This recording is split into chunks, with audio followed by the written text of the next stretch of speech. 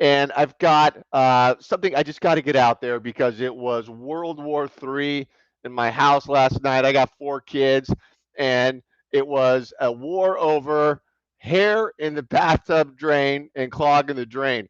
Whose fault is it? Whose hair is it? And there's a business lesson here that I learned last night. And of course, managing my kids at home is harder than anything at business. We all know that. But let me tell you what I learned last night with this hair in the drain scenario.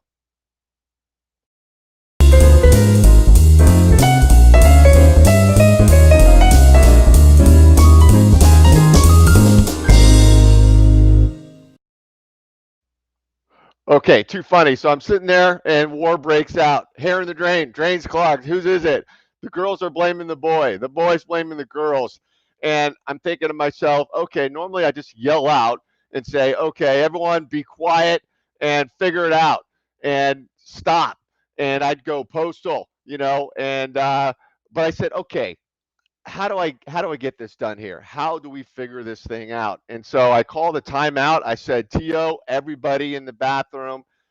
Kids came in the bathroom, and I said, all right, we're going to have a session here on hair in the drain. And I said, okay, see, look at the drain. See that thing in the drain? There's a little strainer there. You know what that's for? That prevents hair getting in the drain. But if you take that thing away, hair's going to get in the drain. It's going to clog it. It doesn't matter whose hair it is. And of course, as I'm giving this tutorial, there's like massive amounts of my girl's hair stuck everywhere. So, so I know who the guilty party is. But so I went through this tutorial. I showed them, I had them figured out. Now, sounds crazy, but it's unbelievable what you have to teach these kids today over and over and over before they get it. Okay, the wet towels go in the hamper, not on the floor. I think after 10 million times of saying that, they'd get it. So here's my business lesson, all of this.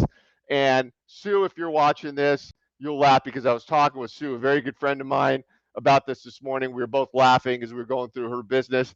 But here's the lesson.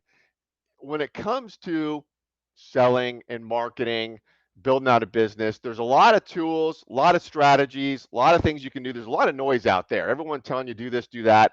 And so when you finally come to the decision of what works for you, what I know not to be the case is you can't go buy something, a tool, a strategy, and go do it.